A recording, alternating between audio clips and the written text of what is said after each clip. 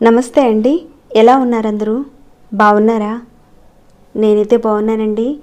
మీ అందరికీ అమ్మవారి ఆశీస్సులు ఎల్లప్పుడూ ఉండాలని కోరుకుంటూ, చాలామంది అడుగుతున్నది అవసరాలు వచ్చి అప్పులు చేశాము, అప్పులు తీర్చలేకపోతున్నాము, అలానే బ్యాంకులో లోన్ కట్టాము, లోన్ కట్టలేకపోతున్నాము, అలానే బంగారాన్ని కూడా కుదవ పెట్టాం బ్యాంకులో, బంగారాన్ని బయటకు తెచ్చుకోలేని పరిస్థితి వస్తుంది.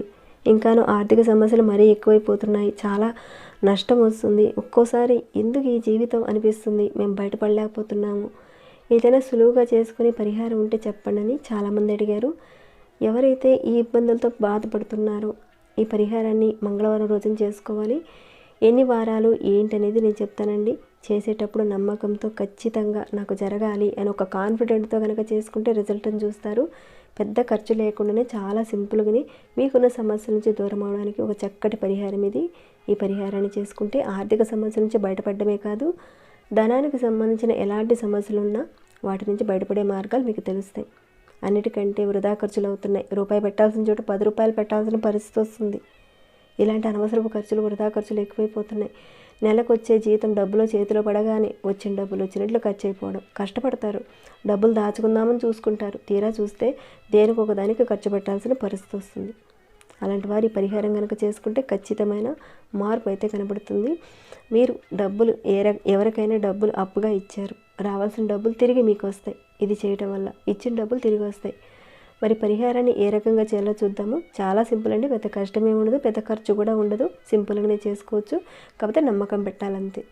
అంతకన్నా ముందు ఒక చిన్న రిక్వెస్ట్ అండి, ఈ వీడియోకి ఒక చిన్న లైక్ చేయండి. సబ్స్క్రైబ్ కానివారు ఎవరైనా మీలో ఉంటే కనుక మన ఛానల్కి సబ్స్క్రైబ్ అవ్వండి.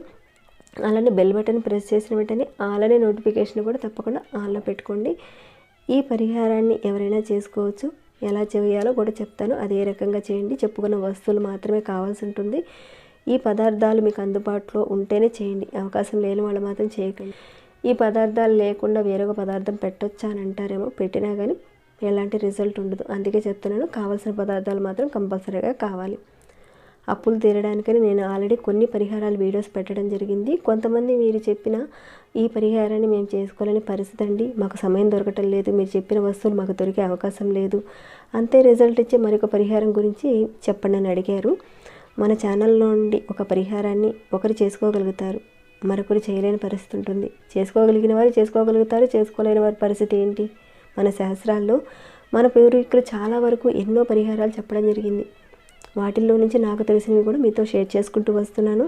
ఒక సమస్య మీదే ఎన్నో రకాల పరిహారాలు ఉంటాయి. ఆ పరిహారాల్లో నుంచి కొందరు చేసుకోగలుగుతారు, కొందరు చేసుకోలేరు. అందుకని మీకు కుదిరింది, చెప్పుకున్న టైము, అక్కడ వాడే పదార్థాలు మీ దగ్గర ఉంటేనే చేసుకోండి, లేదా మరొక పరిహారాన్ని మీరు చేసుకోండి. అడిగారు కాబట్టి ఈ పరిహారాన్ని మీకు తెలియజేస్తున్నాను.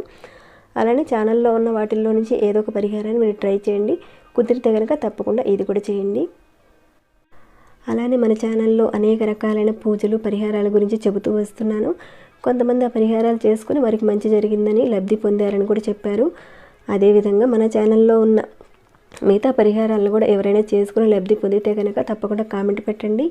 ఎందుకంటే ఆ పరిహారాన్ని మిగతా వాళ్ళు చేసుకోవడం వల్ల వాళ్ళు కూడా ఎంతో కొంత లాభపడతారు.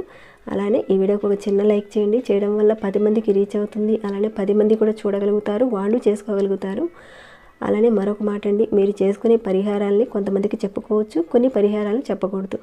నేను ఇలా చేస్తున్నాను, అలా చేస్తున్నానని చెప్పుకోవడం వల్ల ఆ పరిహారం ఫలించదు. కాబట్టి ఇది ఒకటి గుర్తుపెట్టుకోండి. నమ్మకంతో తప్పకుండా చేసుకోండి, మంచి ఫలితం అయితే ఉంటుంది. చెప్పిన వాటితోనే చేసుకోండి.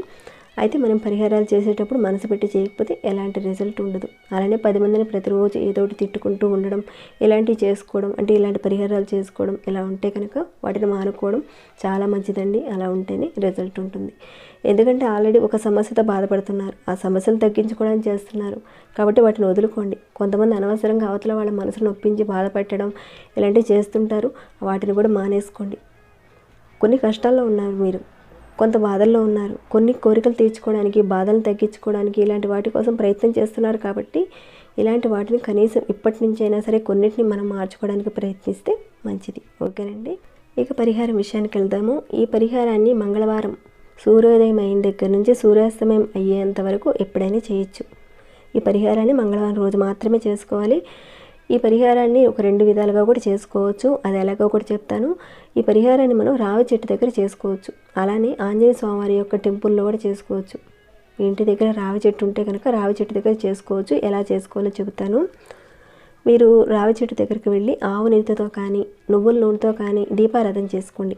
ప్రమిదిలో ఒక 2 ఒత్తులు విడివిడిగా వేసి దీపారాధన చేయండి. కలిపేయకుండా విడివిడిగా వేసి దీపారాధన చేయండి. ఇక ఒక్క తమలపాకు తీసుకోండి. దానికి ఉండే తొడిమి తీసేయండి. అంటే ఒకటి తీసుకోండి తమలపాకు. దానికి ఉండే తొడిమి ఉంటుంది కదా, దాన్ని తీసేసేయండి. తీసేసి రావి చెట్టు దగ్గర చక్కగా పెట్టండి. ఇక ఆ తమలపాకులో ఒక 9 లవంగాలు పెట్టాలి. మీరు తీసుకున్న ప్రతి లవంగానికి కూడా పువ్వు అనేది కంపల్సరీగా ఉండాలి. పువ్వు లేకుండా మాత్రం లవంగం పెట్టద్దు.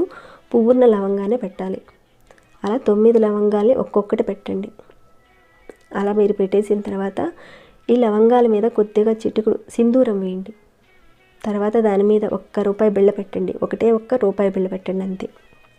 ఇదంతా మీరు రావి చెట్టు దగ్గర చేస్తున్నారు. రావి చెట్టు దగ్గర మొదల దగ్గర మీరు దీపారాధన చేయండి. దేవాలయం దగ్గర కానీ లేదంటే ఇంటి దగ్గర ఉండే చెట్టు దగ్గర కానీ ఇదే రకంగా చేయండి. రావి చెట్టు దగ్గర పెట్టుకొని మీ మనసులో ఉన్న కోరిక, ధనానికి సంబంధించినవి తీరాలి, అప్పులు తీరాలి, ఇచ్చిన డబ్బులు తిరిగి రావాలి, మీ మనసులో ఉన్నవన్నీ కూడా చెప్పేసుకోండి. అలా తమలపాకు మీద లవంగాలు, సింధూరం, ₹1 బిళ్ళ పెట్టేసి దండం పెట్టుకొని మీ కోరిక చెప్పుకొని చెట్టు చుట్టూతా 9 ప్రదక్షిణాలు చేయాలి. మీరు ఈ పరిహారం చేసుకునే చెట్టు దగ్గర ప్రదక్షిణాలు చేసే అవకాశం ఉంటేనే చేయండి. ఒకవేళ అలా చేసే అవకాశం లేదండి చెట్టు దగ్గర అంటే కనుక వేరే చెట్టు చూసుకొని అక్కడ చేయండి. అక్కడే దీపారాధన చేసి పరిహారం అంతా చేయండి. ఇది మొదటి విధానం. తర్వాత అంటే చెట్టు దగ్గర చేసే అవకాశం లేదు మీకు అంటే కనుక మీరు ఎక్కడైనా ఆంజనేయ స్వామి వారి యొక్క గుడి ఉంటే కనుక అక్కడికి వెళ్ళండి. మిగతా ఏ ఆలయంలోనైనా సరే ఆంజనేయ స్వామి గుడి ఉంటే కనుక అక్కడికి వెళ్ళేసి ఇదే రకంగా దీపారాధన చేయండి. 2 ఒత్తులు వేసి గుడి ప్రాంగణంలోనే చేసుకోవచ్చు. ఎక్కడైనా సరే దీపారాధన చేయండి. ఒకవేళ ఆంజనేయ స్వామి వారి యొక్క విగ్రహం ఉంది అక్కడే పెట్టి దీపారాధన చేయండి. తర్వాత ఇప్పుడు చెప్పుకునే విధంగా తమలపాకు మీద లవంగాలు పెట్టి సింధూరం పెట్టి ₹1 పెట్టి దేవుడు ముందు పెట్టే అవకాశం ఉంటే కనుక అక్కడే పెట్టండి. లేదంటే గుడి దేవుడు అంటే దేవుడి ముందు పెట్టే అవకాశం లేదనుకుంటే గుడి ప్రాంగణంలోనైనా సరే ఎక్కడైనా పెట్టండి.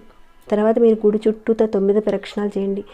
సేమ్ ఇంతకు మనం చెప్పుకున్నాం కదా రావి చెట్టు దగ్గర ప్రదక్షిణాలు ఏ రకంగా చేయాలో అదేవిధంగా దేవాలయంలో కూడా పెట్టేసిన తర్వాత అదే రకంగా మీ యొక్క కోరిక చెప్పుకొని ధనానికి సంబంధించిన సమస్యలు తీరాలి, అప్పులు తీరాలి అనుకొని ఆ తర్వాత ప్రదక్షిణాలు చేసుకోండి. ఎన్ని ప్రదక్షిణాలు చేయాలి అంటే 9 ప్రదక్షిణాలు చేయాలి. చెట్టు దగ్గరైనా సరే దేవాలయం దగ్గరైనా సరే 9 ప్రదక్షిణాలు చేయాలి. ఈ పరిహారాన్ని 9 మంగళవారాల పాటు చేయాలి. ఇలా మీరు 9 మంగళవారాల లోపు చాలా వరకు అప్పుల నుండి బయటపడతారు పరిహారం చేసుకునే మధ్యలోనే. అంటే భగవంతుడు వచ్చి మీ అప్పులు తీరుస్తాడు అని మాత్రం నేను చెప్పలేదు. మీకు అప్పులు తీర్చే మార్గాలను భగవంతుడు చూపిస్తాడు. అంటే ఎలా అంటే ప్రజెంట్ మీ మనసు ఇలా ఉంది, రేపొద్దున మీ మనసు మరో రకంగా మారిపోతుంది, భిన్న రకాలుగా మారుతుంటుంది కదా. అలానే అప్పులు తీర్చే విధంగా ప్రేరణ కలిగించే విధంగా ఒక మార్గాలను చూపిస్తాడు భగవంతుడు. అలానే మనల్ని మనం చాలా వరకు మార్చుకోగలిగే విధంగా ఆ భగవంతుడు మనకు ఒక హెల్ప్ చేస్తాడు. ఒకవేళ మధ్యలో నెలసరి వచ్చిందనుకోండి ఆ వారాన్ని ఆపేసేయండి. ఏదైనా అసూచం వస్తే ఆపేసేయండి. సడన్గా బయటకు ఊరు వెళ్ళాల్సి వచ్చింది, వెళ్ళామండి అంటే కనుక ఆ వారం ఆపేసేయండి. మిగతా వారాలను మీరు కంటిన్యూ చేసుకోవచ్చు.